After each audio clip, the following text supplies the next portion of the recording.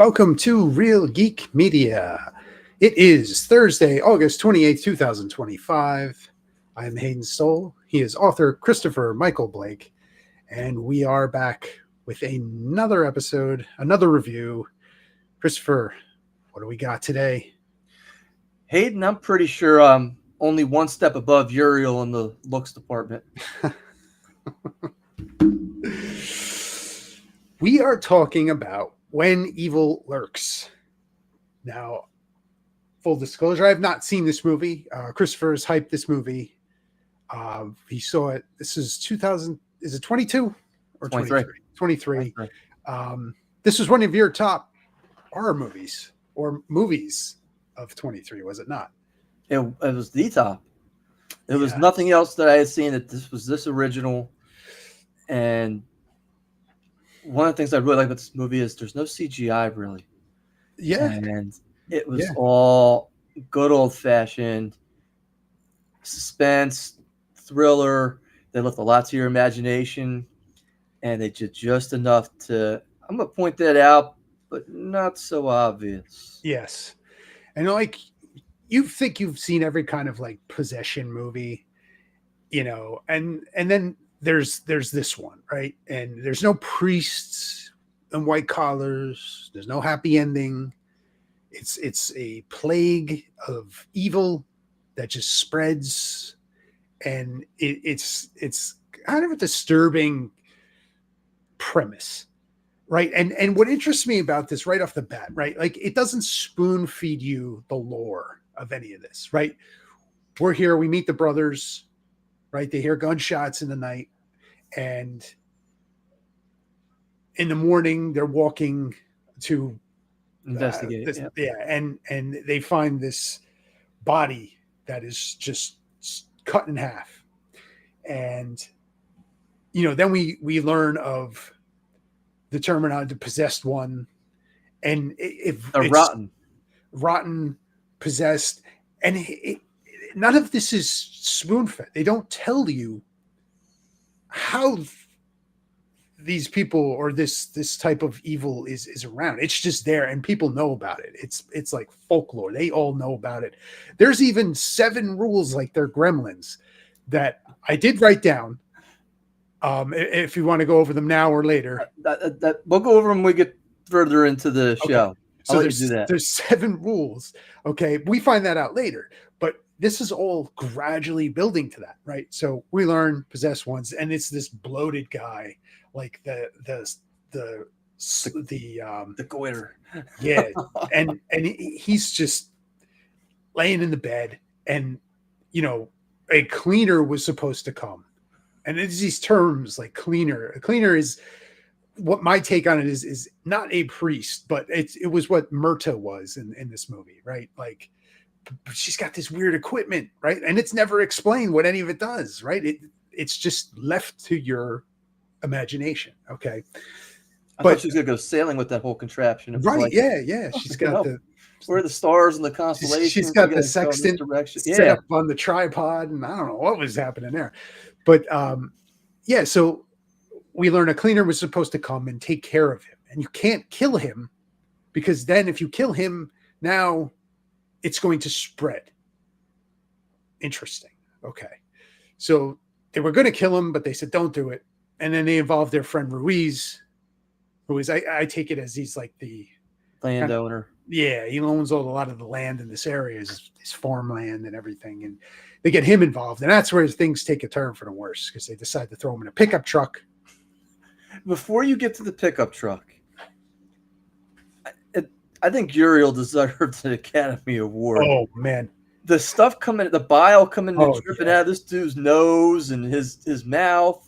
Yeah. And, you know, he's got the one eye that's like welded shut, and then the other one's like, you know, and you see the fat, and it's like, can you imagine picking this guy up? I don't know how they got him that far without the sheets given out. I don't know how they managed that. But that to me is like, it's like it's like can't miss TV. It's like I can understand why people watch like because on TikTok I've been watching like Dr. Pimple Popper lately, where how these people are digging into these warts with these scalpels and just taking the flakes out of it. Yeah. And, like, I'm watching this, and I'm like, "That's terrible. I can't watch." And then I'm just, "Let me see the next one. Let me see the next one. What the hell? Look at the world on this guy. Oh my goodness." And I'm like, now I understand how people, after seeing this movie, could get like, "Oh, it's like can't miss TV." Yeah. Yeah. Yeah. Uriel is the possessed one. Okay. The rotten. And yeah, it's just a complete mess. This guy is just a total mess. Bloated, just sores, just snot and pus everywhere. His neck, just a mess. And like if you were to just squeeze him, like you described, it's Pimple Popper City, right? Oh yeah. So they're like trying to be real careful. Don't touch him. Don't do this. But they're physically moving the body, and the sheet breaks, and they have to get blankets. They load him in Ruiz's pickup truck, his flatbed, and they drive off. Ruiz almost hits a kid because they're distracted. They swerve, and next thing you know, body's not in the back. But all this pus and ooze is sitting in there, and it's nasty. So then they're like, our job is done.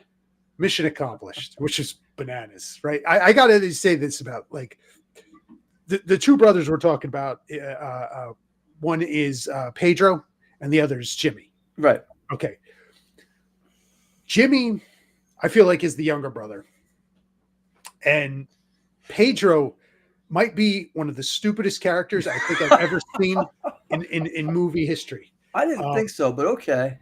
All right. What this guy was a complete dumbass the whole movie. Doesn't mean, listen, you need dumb characters to advance the plot in a lot of these things, right? So Pedro does all of the dumb shit in this movie. All of it. All of it.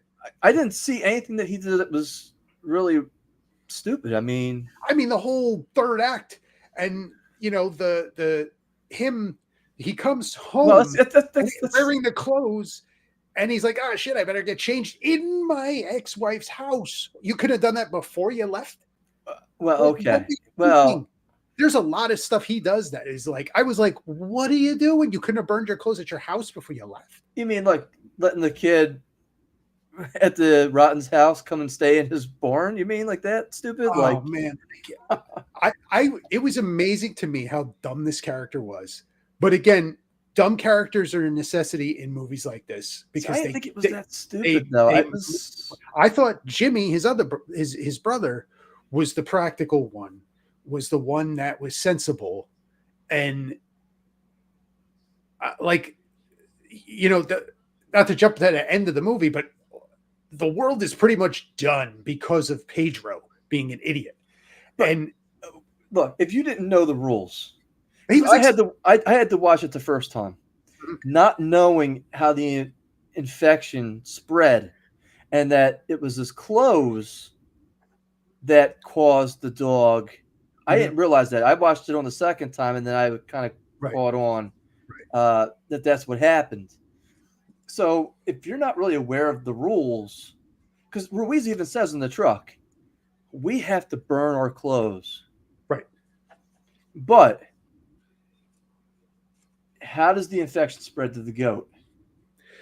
And my answer is he took it home with him in the truck. All that goo and that pus. Right. Or right. The guy who killed the cleaner, I'm not giving it away yet. He said he fed the stuff to the pigs, the cleaner to the pigs. Right. What else was he feeding to these farm animals? Because let's face it, he was obviously semi-possessed too. If he's hearing the voices and going around acting on behalf of these rotting or possessed or demons or the devil or Lucifer or, you know, we shall not name him, of course, but, you know, of course, that's what I just did. So, and it's interesting because we find out like that children or younger adolescents are susceptible to the voices or the you know, the calling, possession, the calling, and that's what you see throughout this movie. Is the younger characters fall into this very easily. And like the little girl, is that Pedro's daughter? Is it It's Pedro's daughter. Is it No, Leo's no, no, no, daughter? no. It's Leo's daughter, but it's Pedro's It's not ex-wife. really Right. It's not really his kid. Right. So you don't care. I mean, the dog. I mean, Right. how did you react when the dog grabbed her? Were you surprised? Were you like, holy shit? No, or because were you they kind of telegraphed it, and really? it did not surprise me. I was like, that dog's going to eat the kid, and dog ate the kid, and not only ate the kid, but it was like the scene from The Sandlot with the beast, where it snatches the kid and runs across the neighborhood with the kid, and by the time they're like, oh my god, it's got the kid, here comes Leo with his little shotgun, and he's running down the street after it. And I gotta be honest, like, here's Pedro running, and it's like he takes like 5 steps and he's like, nah, I'm good. He's more concerned about his family at that point. Yes. I feel like every time I looked at him, I felt like he was the Kmart version of Hugh Jackman from Logan. And you're not wrong with the look. You're not. Yes. And not that that's a good or a bad thing, but that's to me what he resembled. But he was a very slight kind of man. Not that has any bearing on anything. That's just what it looked like to me. Now Leo is the ex-wife's new husband, right? And this is where all of it hits the fan, is in this scene, right? Because he shows up at the house. They're going to leave town, and he's going to collect the kids and everybody, and they're all going to go. They start stripping naked in the front yard. This is where I was like, what the freak is this guy doing? And he's out in the yard. It's the scene from Pulp Fiction. Now strip, and we're going to get Jimmy's brains out of your hair. And he's there burning the clothes. And meanwhile, the dog has already gone through the clothes. So the dog's now got it on him. Animals are more susceptible to the virus, yes. The possession, evil virus. Yes. So it grabs the kid. They go running. Leo catches him, shoots the dog, which is a no-no, shooting the animals, because we found that out with Ruiz when he shot the goat. And let me talk about that real quick. So he shoots the goat. There's a lot going on in this movie, but it's fantastic. He shoots the goat on just like, it was a reflex, right? Because the goat was like, bleh, and then he shot it. The goat came up and almost taunted him. Yes. The same way that Uriel was taunting him. Yes. Saying, go ahead, I'm going to infect you and I'm going to infect your baby. Yes. And so the goat came over. I mean, he fired the shotgun. Every other animal took off. And this goat sitting there looking at him. Yep. And he's like, he points the shotgun at him. Yeah. And the goat steps forward and says, I dare you. Yeah. And his wife's in the back. Don't do it. Don't do it. Don't. She's even trying to grab the axe. You thought he was going to maybe grab the axe. Were you surprised at what happens next with this? My question with this is, like I said, the goat goes, bah, and his reflexes just boom. And he just kind of turns like, oh shit, I just did that. And then he's met with the axe to the face. Now, was she possessed, or she did that to herself? I think this is just my opinion. She knew what was in store for them. That's what I thought. She knew how bad it was going to be, and she would rather end this way than be a host for one of those things, or maybe continue to contaminate and spread this thing. Yeah. So she took care of business and did the thing that her husband could not be the man to do. And I like that it's not explained. It's just, he's just axe to the face, and then she takes care of herself in the same fashion. And she's whacking away because she's, and it's gruesome, right? I mean, it's like can't miss TV. It's like, yeah, it was like, because crazy. You didn't see him getting the axe to the face, right? It was no, right, yeah. You did not expect that. You saw the dog, but you didn't see the axe. Okay, I'm glad. I saw she had the axe. I didn't know what her plan was with it, because she had said to him, "Don't use the gun," right? And that we'll get to later on. You find out, right? Because that's another rule. And I thought she was going to give him the axe instead, but she gave him the axe instead, literally. And, that was okay. So now. Then she does herself. Fast forward to Leo. Okay. He shoots the dog. And we've already seen using the gun is a no-no, right? So he uses the gun on the dog. We know what's coming. Okay. Pedro is like frantically trying to get everybody in the car. And, he has an autistic son, Jair, which I thought there was going to be a little more with that, with the autistic child, but there really wasn't. He's got a small boy, and he's got Jair, who's like a teenager. So he collects everybody, and next thing you know, here comes the daughter who got mauled by the dog. And she's fine. And she's fine. And it's like, wow, this whole thing was a dream almost. And what did she tell her mom? What did she tell Sabrina? So she reunites with the mother, and the mother's like, "Oh, I'm so happy to see you. You're back." And she's like, "Mommy, Daddy's going to hit you with a car." Boom. And she's laughing and smiling the whole time. Yeah, she's having a great time. And the mother's just like, okay. I'm and then so just glad hugs her you're again. Yeah, I'm glad you're. As we see, Pedro's in the car. They're ready to go at this point. And here comes Leo in the truck, and boom, that exact scenario happens, right? Pancakes her. Everybody's splattered along the side of the house at this point. Pedro sees it. The Jair sees it, but Santino's kind of hiding down in the seats, right? So they drive off, and I guess they pick up their mother and Jimmy, and now they're all trying to leave. The mother starts breaking down the rules. Mm-hmm. These are the rules. Hayden, what are the rules? Let's go through the rules. All right, here we go. 7 rules. I got them here. Never use, these may not be in the exact order, but never use firearms to kill the possessed. That's correct. Shooting or exploding them will spread the evil instead of stopping it. That's an odd rule, though, isn't it? Kind of. It's like it is. But okay. I'm on board though. Doesn't make it easy. It's kind of like, what is it, like the xenomorph? They had to figure out an alien. Why can't you just run up and shoot the thing or stab it? And the reason is because it has acid for blood, and that's how they came up with the whole acid for blood. Yeah. Why can't you just run up and shoot the possessed? Yeah. Because it spreads. It's a brilliant loop. Yeah. It really is. It's brilliant. It makes it almost like unkillable. Right. Like you think about that, right? And next one, if we have seagulls and you shoot a seagull, feathers. It spreads. Feathers go everywhere. The infection, the craziness spreads. I feel like a Randy Johnson pitching cameo, taking out the seagull. I was actually just thinking like a Tums Pepto-Bismol tie-in. We got to start marketing this thing. The next one I have is never try to move a rotten body. Touching or dragging spreads the infection. Avoid the infection. Yes.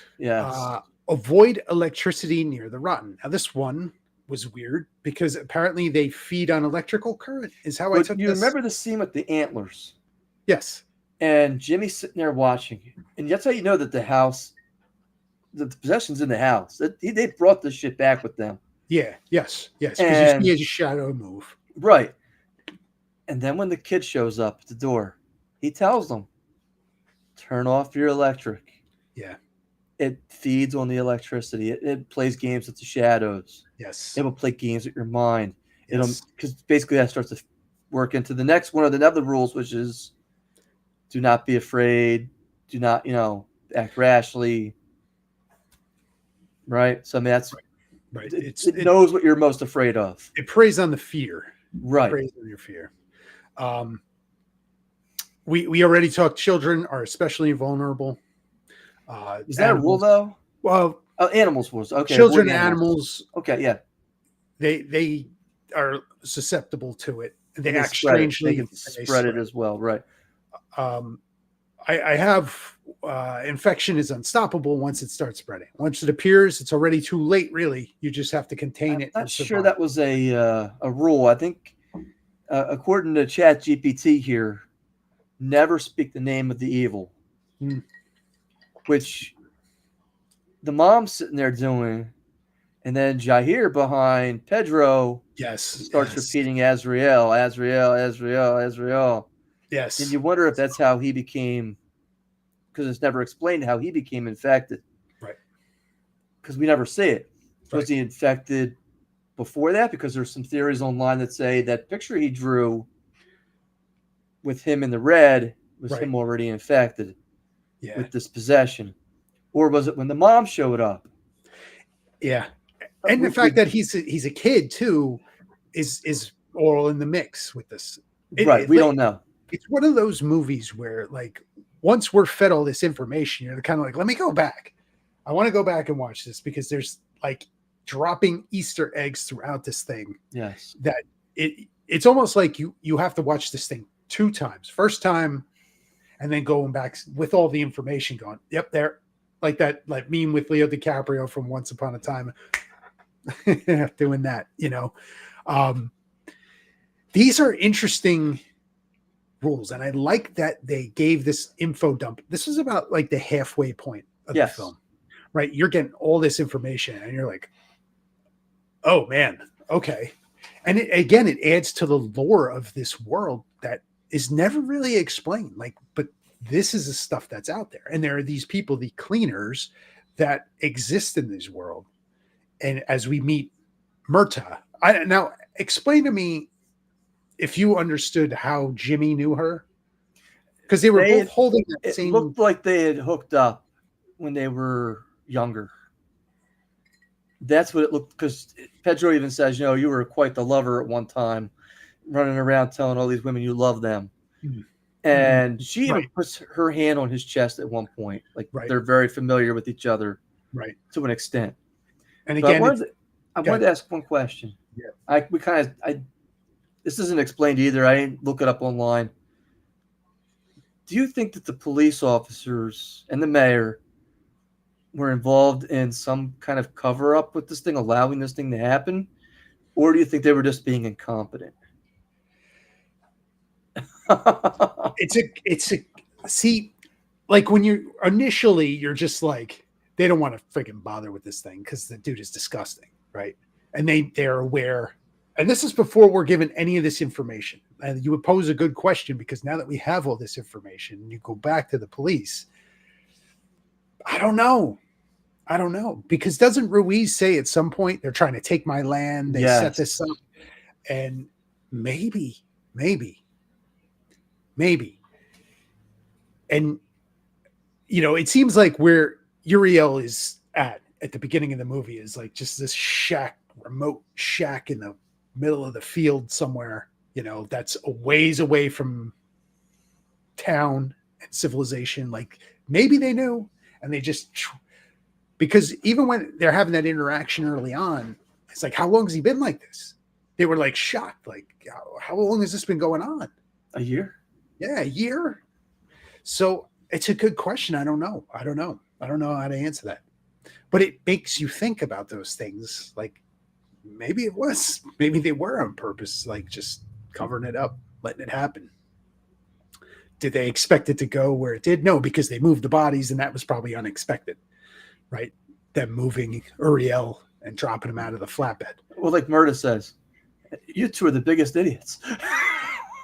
Yes. Pedro, you're an idiot. Yes. Now, we see they're at this shack, right? Okay. And you mean at Murda's house? At Murda's house, sorry. Right. They're at Murda's house. They're taking refuge. They're going to stay. They need money, whatever. But we know that apple ice cream. They need money for apple ice cream. At the end of the world, we need apple ice cream. Now we know that Pedro's ex made the phone call to him. Yes. When they were driving up, and so we know she's coming. You have a small penis, and all these other guys, they were hung like the guy from 28 Days Later. And I'm coming for my kids. She ran him down. Yeah, I'm coming for my kids. That's it. She ran him down. Oh, did she? He took it. So we know she's coming, and eventually she gets there, and we see Jaire's in the car. Pedro's in I guess the front seat sleeping because he didn't want to leave him alone. Jaire won't get out of the car. So we see the bloody hand get slapped onto the glass, and next thing you know, we're in the bedroom with Santino is now being held. What was the mother's name? I forget. I don't even remember. I'm not that really, Yeah. So the Pedro and Jimmy's mother's up there, and she thinks, is that her? I don't know what's going on. And next thing you know, they all run into the house. She's like, somebody's up there. I think they got the kid. Pedro confirms this. He goes upstairs. They jump out the window. They run off into the woods. And this is where they come up with the plan that leads us to the third act. Can I say one thing? Go. While the mother and Santino are upstairs sleeping, Murda tells them when they first arrive, there's no electricity in this house. She tells them this. But if you watch the ceiling, yes, they have the nightlight going. Yep. Round and round and round. Now, I'm not saying that couldn't be a cell phone. I picked up on that too. We don't know. But there's a reason why you don't use electricity, and I wonder if that almost could have been a beacon.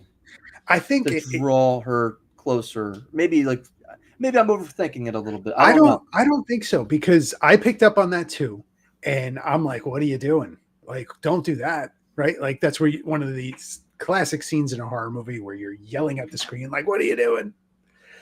That was one of them. Like, no, turn that off. And I have to agree with you that is one of those things that attracted it, because she specifically says there is none in the house. They were a little reckless with that when they got there. And well, the mother's still in denial. I mean, she's like, oh, this yeah. is just not. Yeah. It's a fairy tale. Right. And right. Look, if I had heard this, I'd be the same thing. I mean, that's why I don't think Pedro's the stupidest character. I just, it's kind of like saying, oh yeah, by the way, how you doing, Count Dracula today? Or Alucard? I mean, oh. Listen, there's no defending Pedro in this third act at all. I want to hear this. I need to hear this. Yeah, this guy is the bonehead of the year in the third act. Okay, so we're now at entering the third split. act. The split. They're separating. Jimmy's going to go after the ex with Santino because he doesn't fear losing Santino the way Pedro does, right. and it can't be used against him. That was a key thing where we finally learned that the fear is the seventh rule. Right. And because Pedro does, it would feed off that. And we can't have that. So Jimmy is like, I'm going to go get my nephew. I'm going to go and take care of that. While Murta and Pedro are going to go into the city to try and find Uriel. And meanwhile, Javier is left with the mother. Yes. So that leaves Javier with the mother at the house. I'm cold. I don't feel good. So let's talk about that first. Okay. So now the whole entire movie up until this point, Javier is autistic and nonverbal, very rigid in movements, and when he does attempt to speak, it's grunts and it's like erratic. Shows up, speaks perfectly clear that he's good acting, wasn't it? It was good acting. What did he say? He was hungry and can you make me something hot? Puts the blanket on. I don't want to catch a cold. And all this time he wants ice cream, wants ice cream. Now he wants something hot. Now all we get is the look on the grandmother's face as she knows it's coming. She is like, oh crap. And that's all we see. We don't come back to this until the end of the film. We'll go into Jimmy. So Jimmy, Murda tells him, turn the lights off. Don't use the lights. Okay. So Jimmy's, as they leave, they're using the lights. But as he is coming upon Sabrina in the middle of the road, he's lights on, lights off. Lights on, lights off, just so he could kind of gauge distance, right? He gets up and pulls alongside, and he sees that she's basically just opened up Santino's like head. A chip bag. Yes. just like that, and it's just going to town on his brains, and that was gruesome. And let me tell you, I didn't expect it when the kid died, because most of the time they try to save the kids all the time. Mm-hmm. And look, I don't think they had a big budget for this film. And the use of the dark. Oh, yeah. And look, because it looks bad. Even in the dark, it looks fake. But he hides it well, the director, with the use of non-lights. And that's why I think not using light or electricity is another one of those, how can we save money on this? Turn the lights off. So now in our movie, we have to make sure that the seagulls, because again, they're going to be terrible looking. It's going to be the battle for Winterfell. Basically, yes. Did something happen? I don't know. I can't see anything. Yes. We got to make sure those seagulls are light sensitive. Yes. The chemicals or whatever, what? It makes sense though, right? Yes, 100%. Yes. Come on. So she's going to town on the bag of Lay's that is Santino's brains. Yeah. And Jimmy's just in shock, and he passes him, and he stops and just waits for her to pass again, and just is like confirmed like that was just happening. That he can't even believe it. He's in shock. He's total shock. So as she passes, he's just, you know what, guns it, pancakes her into a tree, crashes head on into the tree. And she's still alive. She's still alive. Her brains are leaking out all into the console. Yeah. And she's just like talking shit to him at this point. And, you know, basically confirming again that he's like a womanizer around town, because apparently, I don't know, true or not, or if she's just trying to egg him on. She makes a comment about, you know, you told me you loved me. And I believe that he did. Which is, we are at the very end of the movie and we are still getting information dumps about these characters. Very interesting. I did like that she said that, because I was like, damn, man, like, this is like the worst night of these people's lives, like ever. It's brutal. It's brutal. So now we're into Pedro and Myrta. They finally find where Uriel is, and we get this. There's kids around, and the kids are, you know, kind of like they're henchmen, to so to speak. For evil loves children, and children love evil. Yes. Great line, by the way. They're at this, was it a schoolhouse? Yep, the escuela, the whatever, yeah.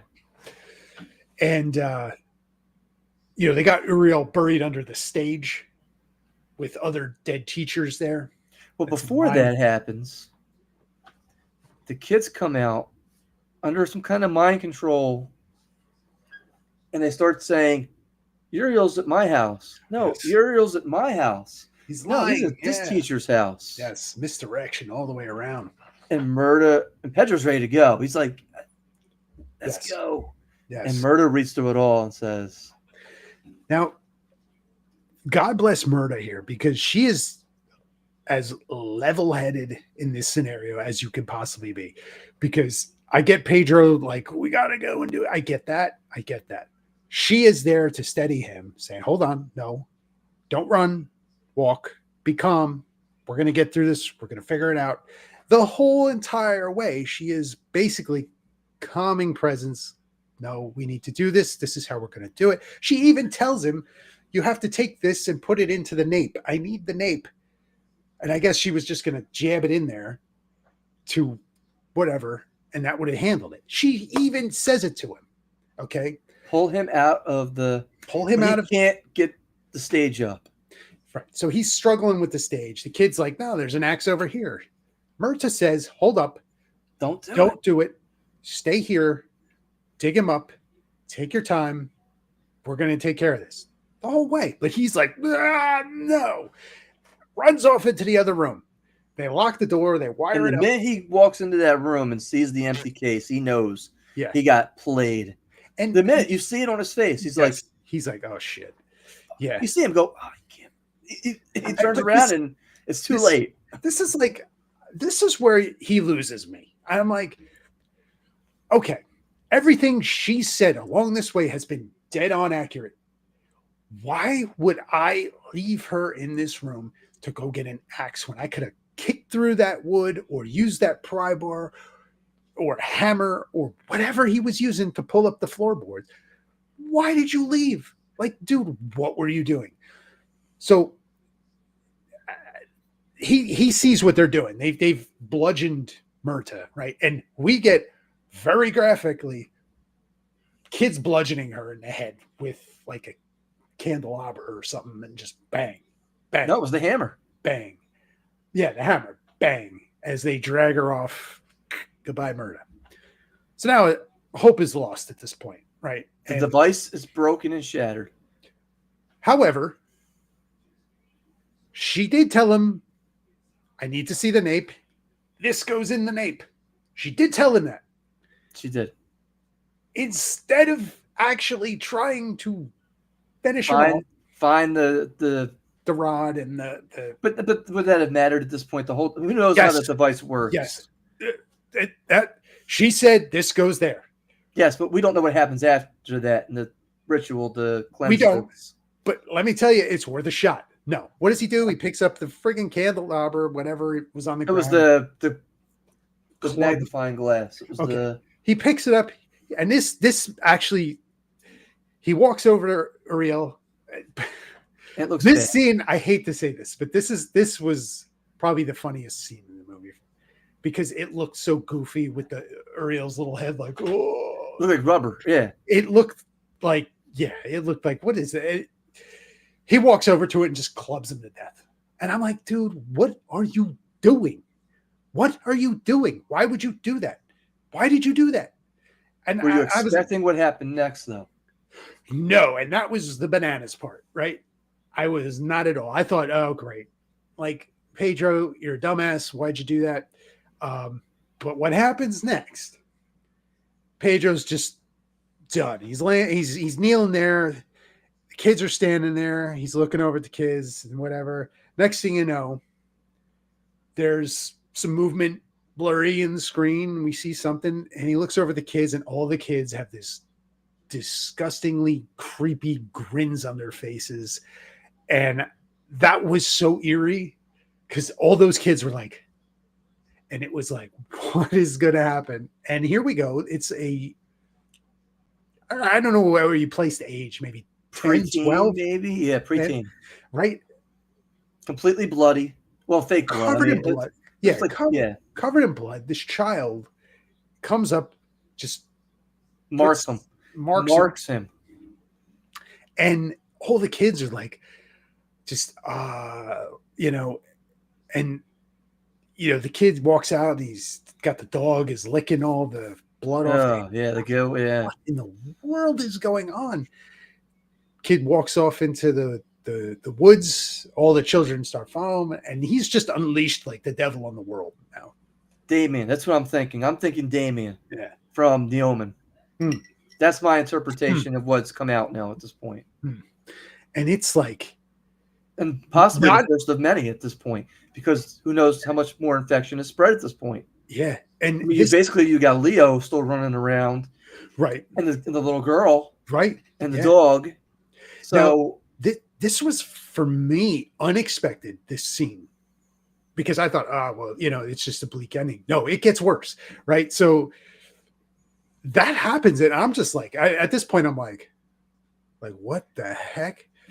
That was crazy. But we're not done yet. No, there's more. No, we are now back at Myrta's house, where Jimmy is back, and we see the boy from Harrier, yep, Uriel's house, I guess his younger brother, just hanging out in the attic, the barn, right? The barn attic, and he's basically kind of confessing, right? Like, I did this, I killed the cleaner. But not only did I kill him, I cut him up and I ate him. Right. And then I fed him to the pigs. Yes. And then, I kind of been hearing these voices now for a while. Yeah. And, I might have kind of had a hand in helping this thing spread. And, I feel kind of guilty about it, but, yeah. And so your brother and everybody feel guilty too. And then Jimmy asks him, what happened to your mother? And he basically is like, same thing that happened to yours. Yes. And you're like, whoa, wait a minute. What happened? So then we see Pedro's back now.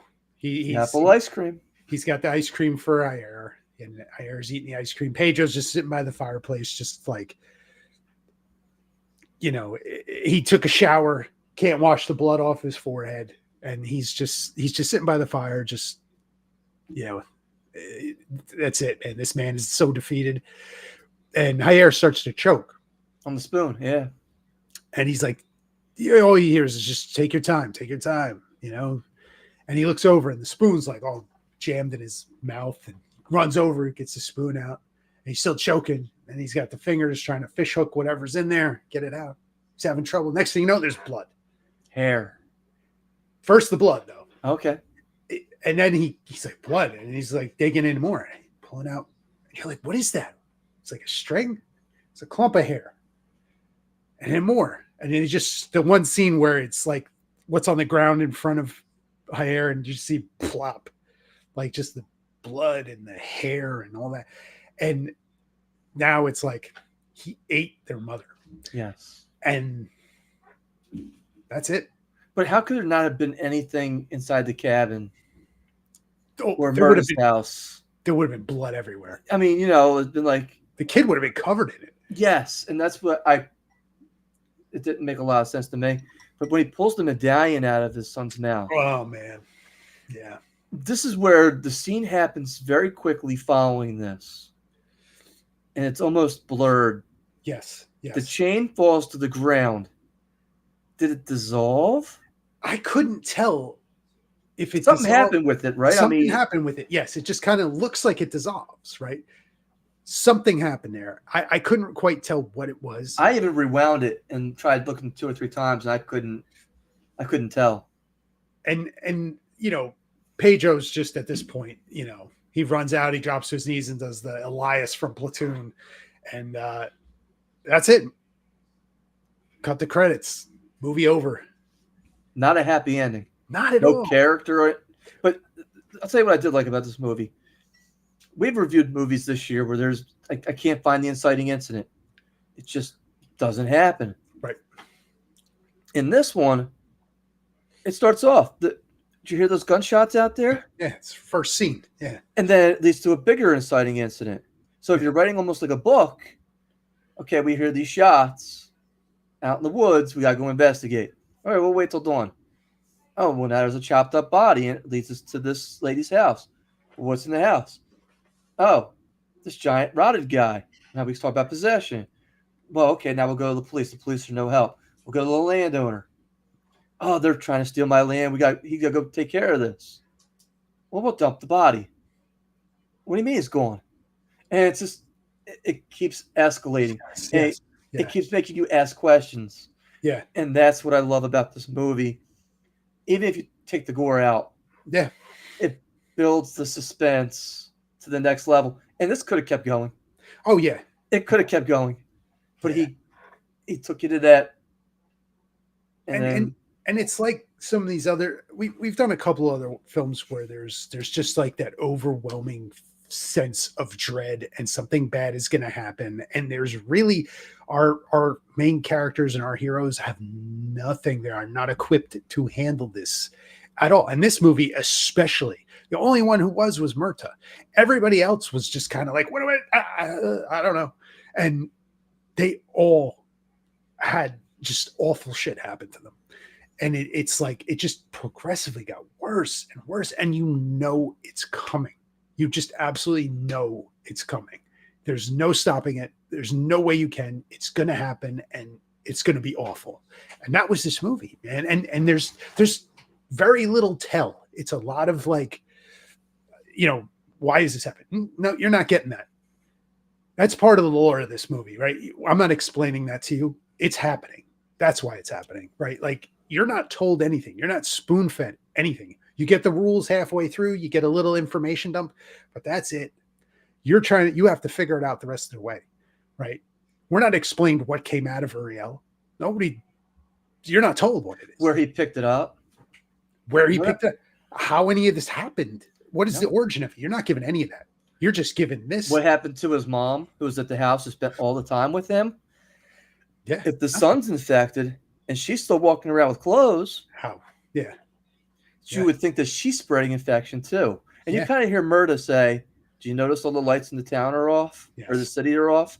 That's the start of the protocol. Yeah. And you're like, protocol? They have a protocol for this? Yeah. I can barely get my national weather forecast correct. But see, that's the interesting stuff. Like, there's a whole background to this movie that the director, and if he wrote it as well, like he did, came up. Damien Rugula, was it Rugula or Rula? He wrote and directed this. So he's come up with the rules. He's come up with the lore of this entire world.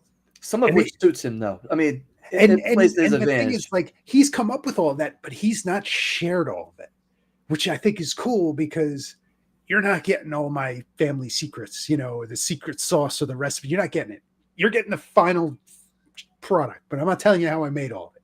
And I think that's kind of cool because in this movie, it works well. It works really well. And I like when they don't spoon feed you. We're not dumb. We're not idiots, right? I want to be challenged a little bit. I don't want everything just, this is why we did this, and this is why we did that, and this is what's going to happen. I don't want to hear that. I just like the hopelessness of this movie and just like, you know, it's coming, and it just gets worse and worse and worse.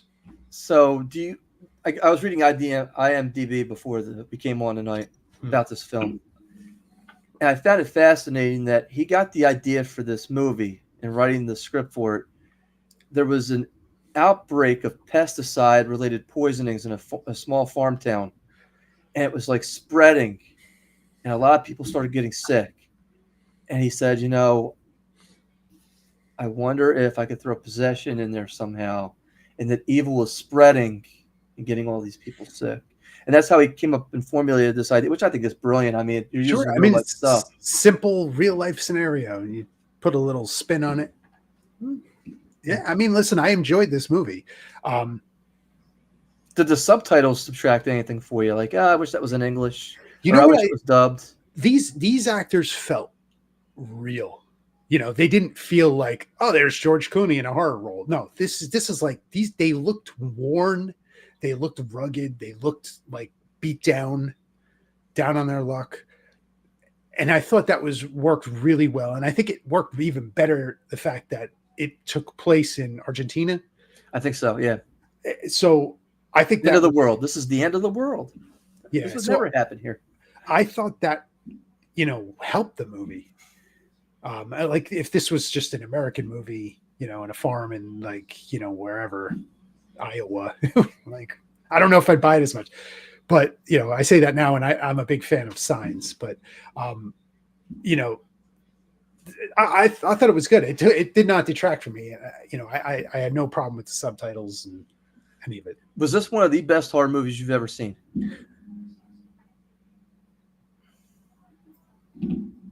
I want to say no, but wow, okay, all right. I want to say that it was up there. I give it top 10. Okay, that's not bad for an independent indie movie. I mean, they put Shudder right at the beginning of the movie. I mean, yeah, I give it top 10, and that's a big jump. And you want to see more from this guy, right? I mean, like, I want to see Terrified because of how good this movie was. Because I've heard Terrified is just as good as this movie is. Now, obviously, it's his first film. I can't, but yeah, it makes me excited to watch something from this guy. Yeah, I would definitely check out more from him. You know, definitely. I this was a good one. I'm glad it's something I haven't seen before. So, you know, that added a little bit extra for me because, you know, I didn't know. I was like, wait a minute. I was like, this is crazy. This movie's nuts. Yeah, yeah, it was good. It was good.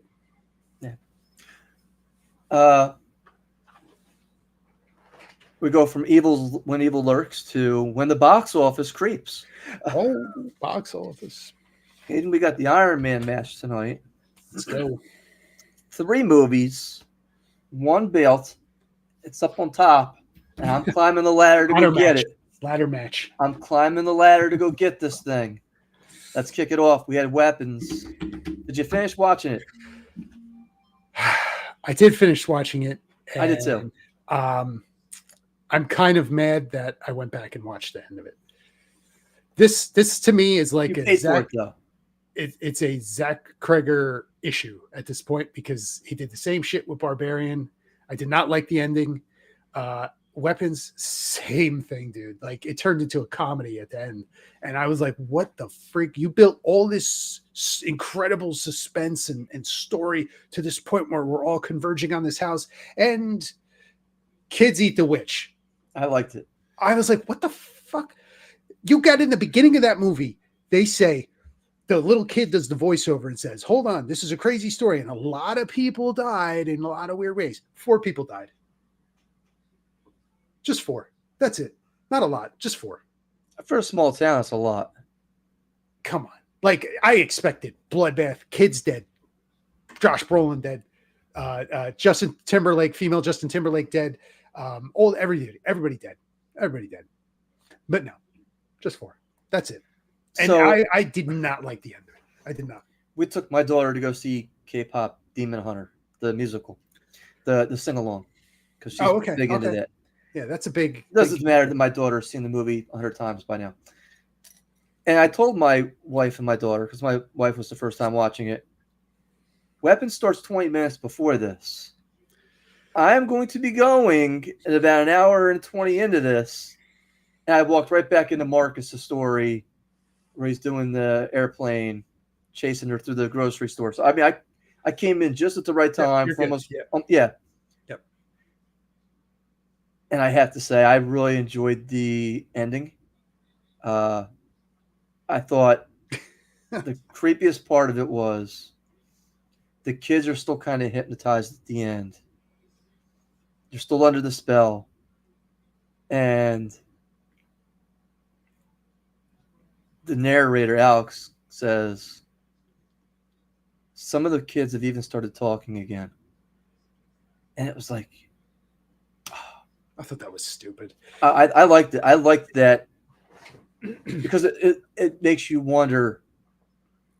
I mean, Josh Brolin woke right up and went right back to normal. These kids have been under the spell now for almost a month. Right. And I thought it was, look, was it a little slapstick comedy? Seeing the lady run through the house. That was she's looking behind her, and man, they're tearing her jaw off. It was this chase scene from Point Break, just through a suburban neighborhood. Kids chasing this 80-year-old witch. I could not believe what I was watching at this point. And as much hype as this movie has gotten, this was the dumbest friggin' ending I think I've ever seen. For a movie that was carefully crafted and suspense and certain character points of view up until they converge, and I'm like, what? I really enjoyed the different points of view in this film. I did too. Because they both had character arcs. They both had. I mean, they're dead on those character arcs. Yeah. Even the cop, he had a character arc. Like all of them. All the drug addict had a character arc. I think Alex's story was the weakest, and I think that was where there were chinks in the armor when we were seeing Alex's story, and it's just a witch. I didn't have a problem with the witch. I did. I thought it was stupid, and it was a case for me of you've really carefully made this mystery, and why did all this happen? And it's just a witch. I'm like, wait, just a witch. But when those parents are jabbing their faces with the forks, right? You didn't wince. You were like, ooh. Yeah, I did because I was not expecting it. But then I'm like, so that's it? What would you want? I wanted something super dark at the end. We're told right off the bat, a lot of people died, and you get 4. That's a 4, man. I'm like, that's it? Alex is traumatized for life. His parents are never going to wake up, probably. I was hoping they would have for so long. I was cheering for them to get Alex at the end because I thought Alex was just a terrible character. I don't know, man. Like I would have probably been better off just not seeing the end of that movie. It's the same thing with Barbarian, man. Like I like he crafts something really interesting and then just. I was lost in Barbarian the minute it was a lady down in the basement. It was just crazy. Look, you started that whole thing off very strong, and then even the Justin Long stuff, I thought he had an interesting arc. Right. Yeah. Not a character you want to root for. Not at all. Necessarily, because he's a total scumbag. Yes. But he proves his scumbagginess more and more and more. Just when you think it couldn't get any worse of a guy. Yes. He gets worse. And I enjoyed that. I didn't have a problem with just. I didn't like Barbarian. I would never watch it again. Here's the thing. Like, I tried to. It's on Netflix, right? So I tried to. And I like the building of suspense, the building of dread. There's missing person now in the basement. The guy got dragged away. What is going on?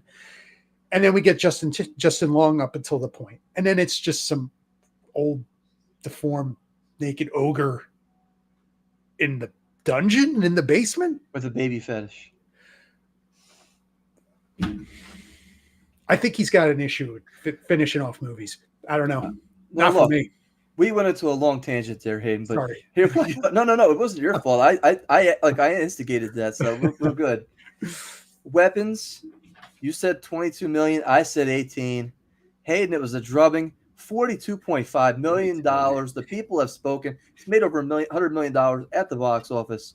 Hayden, you take impressive round one. That's impressive. Second movie up was Nobody 2. You said 16 million. I said 11 million. And what is a complete box office flop, and I call this one, nobody, screw this name, nobody wanted to go see this.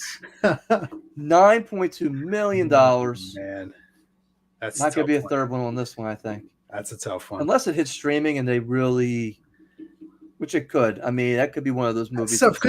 This is like, Bob Odenkirk's putting a lot of effort into this because he's an older guy, right? So him being all physical. 53, I think. Yeah. And he's not like a action guy, right? So that's part of the draw for it, right? Like he's just a regular guy. That's tough.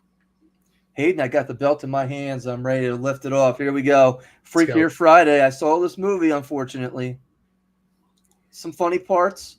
But if you ever want to see what marriage material is not, go watch this movie. And any woman in here is not marriage material. I'll tell you that now. They're doing this when they talk, and the way they speak, it's just so not feminine. And I just sat there, and every other word's like, and I wanted to bang my head against the wall in the movie seat in front of me and start doing weapons in front of my, that's not. Hayden, you said 25 million. I said 19 million. Actual retail number, 29 million. Hayden, you hold on to the belt for another week. For another 2 weeks. 29, huh? That's interesting. I think they're going to end up doing the third one. That's a huge box office number. Wow. It is. We were talking before this about Manny Jacinto. He was in the movie. Yeah. And he did. I can't say he didn't do a good job. He did. I can't blame the acting in this movie. I thought the actresses did a good job. Anytime I see Boss Babe and then you times it by 4, I start doing this, and I see why. Like, I'll give you the premise of the movie.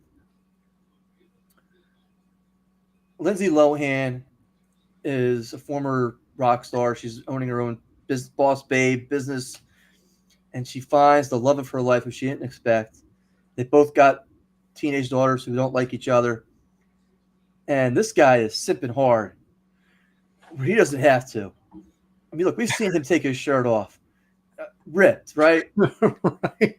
And this guy is simping hard. I'm going to take surfing lessons for you, babe, and I'm going to do this for you, babe, and don't worry about your ex. I'm whatever you need, honey. I'm with you. Look, you want me to not go back to my home country, England, and stay here in the United States instead? Babe, I'm going to do that for you because I'm your SIMP. Darth Simp. Oh, yeah. And the entire movie is just how hard can this guy simp before she finally breaks him? Oh, boy. And then puts him back together. That's the entire Really? plot. That's my version of the plot of this story. Yes. Yeah, hands down. Yeah.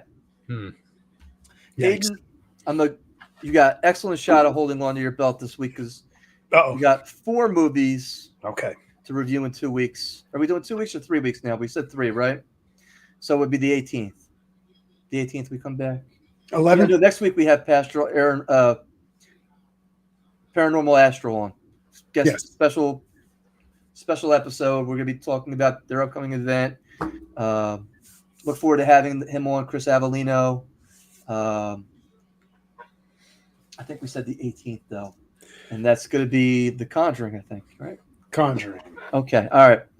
Here we go. First one up. Conjuring, Last Rites. Hayden, you have the option to give the number or defer to me.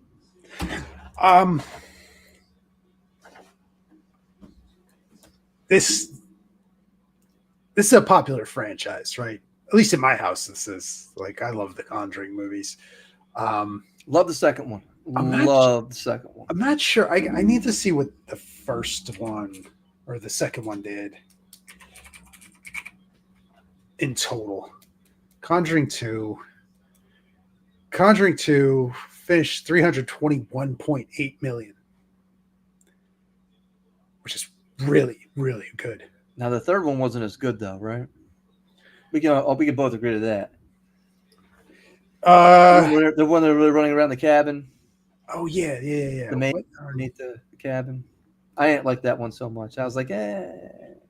That was The Devil Made Me Do It, right? Right. That one finished strong. It started off strong. Yeah. Though. Yes. $206 million for that one. Wow, that's a huge drop off. So now we got Conjuring Last Rites, and man, they're touting this as the final one, which is just, to me, short-sighted. This thing is a money machine. So they're touting it as the last one. I think people are going to show up opening weekend. Let's go with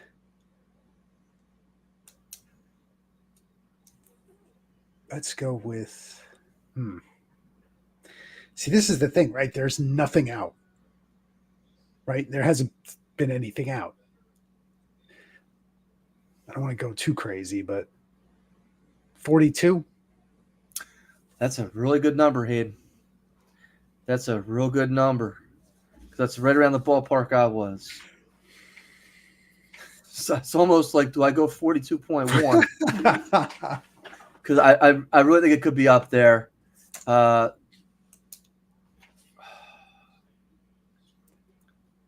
think the first one was 44, and then the second one was 42.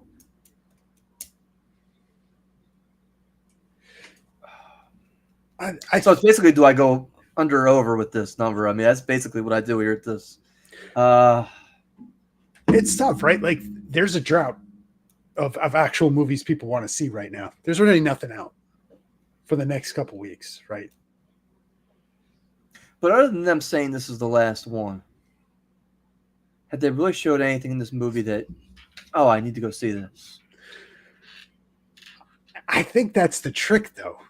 They're not showing you. Is it the trick of the box office? Like, hey, we got your money, fuck you? No, I think they don't. They're keeping it close to the vest, right? Like, the trailers show you nothing that you wouldn't think would be in this movie, right? People screaming, they look like they're in peril, right? That's every one of these movies. Like, the plot, I'm not really too clear on from the trailer at all. Like, it's something they didn't finish off, came back to get them, right? That's really all I got out of it. Look, this is the plot for every movie. Paranormal investigators Ed and Lorraine Warren investigate a creepy location, creepy doll, and must battle an evil spiritual entity. So down to Argentina. In a battle for the death. Yeah, there you go. Or a battle for their souls. Or a battle, fill in the blank. But that's the tagline. Yeah. Watch Ed and Lorraine Warren crane kick evil in Argentina. All right, Hayden. I'm going to go 40. 40. Uh, That's a tough one, man. Like, I think it's going to be the big movie that I weekend. think that the next three are going to be tougher. Okay. Here we go. Number Let's 2. go. You pick first. Oh, fuck you. Son of a bitch. Now you give me the first pick? Son of a bitch. All right. The Benedict Cumberbatch movie remake of The Roses. This looks like trash. But how many boss babes are going to be out there saying, I need to go see this? You know what's funny about this movie is there something funny about it? Because it doesn't look funny from the trailers. I'm just like, the thing is, right? And like, I look Benedict Cumberbatch. I just the way that they've, like, the first couple trailers I remember seeing this is the Roses, right? Just the Roses.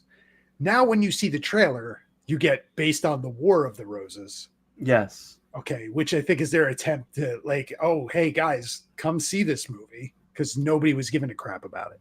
But was the War of the Roses, which is now almost 30 years old or 40 years old, was that really a big movie back then? I think it was. But DeVito narrated it, and Michael Keaton and Kathleen Turner fighting each other. I don't think it was $26 million budget for that movie, $160 million box office. That's pretty big for 1989. Is that, I thought it was 1987. Okay. But I don't think there How many people any interest in this. But this is the problem here, Aiden. You ready? Ready. I walked down the street today and I asked anybody who's sub 36, hey, do you like Huey Lewis in the News? They would say, who? Right. And then you ask them, hey, what about the Witches of Eastwick? Who? What's that?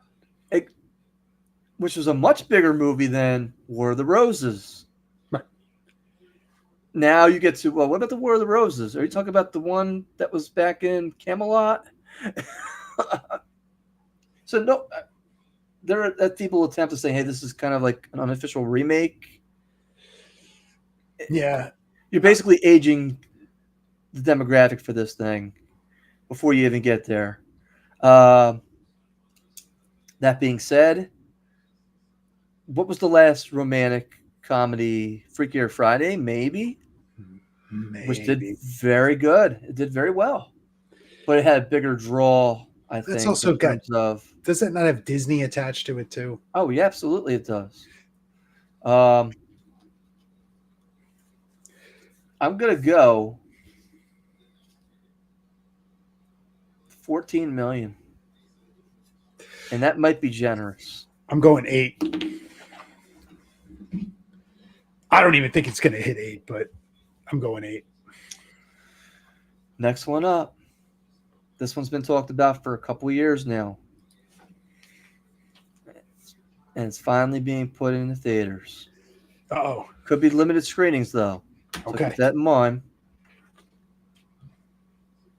Your favorite New Jersey resident, the Toxic Avenger. Oh, no. That's the Peter Dinklage. Kevin Bacon. And it has somebody else famous running around in here, too. Some early reviews are saying it's actually pretty solid.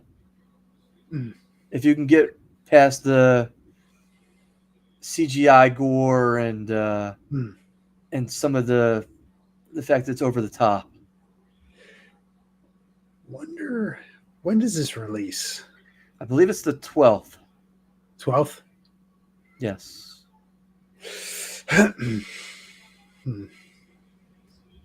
Was it the 12th or was it the 4th? I thought it was the 12th. Because I did see with this that there has been some positive reception to it. I just don't know. Do you want to spend $40 to go see this? Nope. Wait for streaming. That's the problem, right? But this is the thing. If the fan base wants to see more of these movies made, which could it be, they're going to have to show up at the theater. Agree or disagree with that? I do agree with that, but it makes you wonder if this should have just been like a streaming series on like Amazon or something, if they wanted that. But this thing's been done for a while, like you had mentioned. It's been sitting around. I'm sorry. For a while. Started tomorrow in theaters. Okay, tomorrow. Okay. Yes. Okay. I don't think Maybe that's I'll go gonna see this. I don't know. I don't know if that's gonna mean too much. I do remember the classic one from when we were kids, right? From the 80s. That blonde was amazing looking. Oh, I still remember her. I don't know if this That's my walking stick you're grabbing there. I don't know if this is gonna have an audience, man. Really? I could tell you now. I go to these Monster Mania horror conventions in New Jersey Horror Con, and Lloyd Kaufman is there. He's still running around at 80 some odd years old. He looks pretty fit for his age, by the way. Yeah. And he'll be signing his autograph, and he'll have a line of 10 to 12 people deep. Again, Okay. it's not like it's an outrageous line like where you're waiting 2 hours. Yeah. But it's consistent. I don't know. It's consistent. Because think about it. If I said to you, Hayden, class of Newcomb High. Exactly. Right. Exactly. How about this one? Beach Babes in the Slime Bowl-orama. Exactly. It's like, man, I gotta see that. Yes. Do you think people man today know this stuff? It doesn't matter because there are enough horror nerds out there reliving their 80s dream.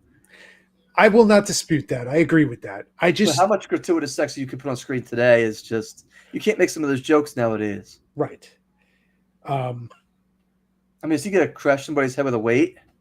Is he gonna put somebody's head through a mop wringer? Can I see some toxic waste? I am curious to see the level of gore and violence that is in this thing. However, I don't know. Where do I go? I don't think this thing hits double digits. Okay. Let me go with 7.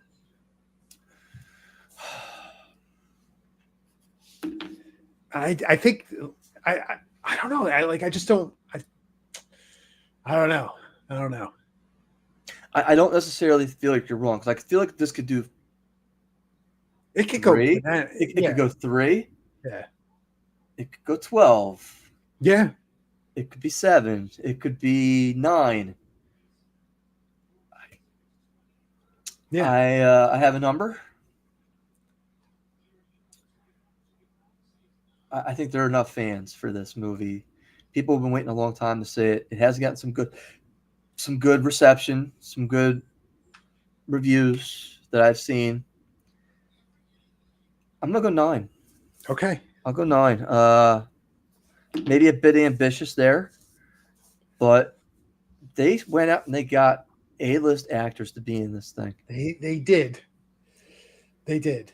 So, and let's face it, Elijah Wood's in this thing. Man, I don't know. He's been in some other movies that I'm like, really? Kevin Bacon. Kevin Bacon supposedly goes over the top in this one, but Dinklage, yeah, look. The other movie out this week is Caught Stealing. That's how I felt too here, Hayden. You get to close it out, or do you want me to? This is the movie where they got the Jewish guys running around. This is a tricky one. I don't think so. Because I really don't. Well, let me say this. Darren Aronofsky is a accomplished director. He is. Award-winning, right? Award-winning director. This feels very below his threshold. It's a, I don't know, like a heist-ish type of movie. Slapstick comedy, buddy type. Yeah. It's one of those movies that is like, I gotta make a Tarantino movie. That's what this looks like to me. No. There's that whole phase of after Tarantino came out. You saw movies like Caught Stealing, and you're like, this is people trying to do Tarantino. That's what this movie feels like. It's clearly not going to be that level, but he's an accomplished filmmaker, which is why this is such a weird movie for me that he's doing. You know, it does not feel like it's in his wheelhouse at all to do this crime caper. You know what I mean? Like if you look at like Steven Soderbergh, who did Oceans, and he did The Limey, and he did Out of Sight, and he did some science fiction. You see Black Bag yet? No, but he's done all kinds of genres, and he blends and weaves in and out of those well. For Darren Aronofsky, I'm not really sure. I like the actors in this movie. I feel like it's a wait for streaming for me, though. Oh, yeah. So I do not see myself spending money on a movie like this. I don't know how big his fan base is either. He's a very artsy kind of director. I'm going to go... And they're not playing a lot of these trailers either, though. I feel like I've seen this trailer a million times. See, I feel like I've seen it once or twice, and that's been more than enough. I'm going to go 11. I don't even know. That might be high, but... I'm going to give it the 8. 8? And I think that might be generous. Just, it's such a weird movie. Like I feel like if it was the year 2000... We're telling matzo ball jokes here, Hayden.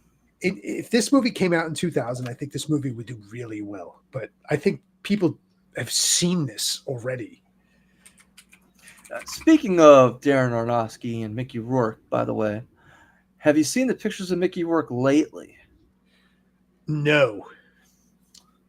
Let's see if I can pull one up. Oh boy. Oh, this is I almost broke down this morning reading this. Let me see if I can find one.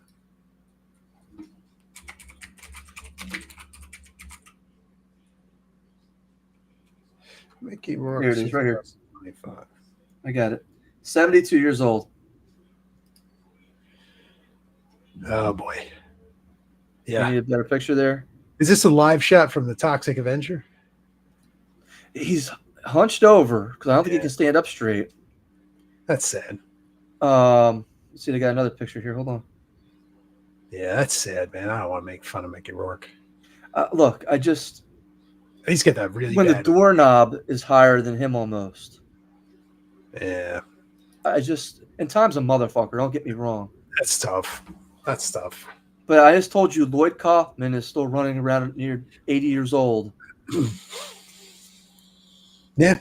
Signing all, dressed in the outfit because he's got the trauma gear on, and he's still playing like P.T. Barnum almost. And then you get Mickey Rourke, who can barely, the boxing and everything, and I get it. Yeah, that's tough. Yeah, that's tough. That's tough. We got chat. Do people in chat?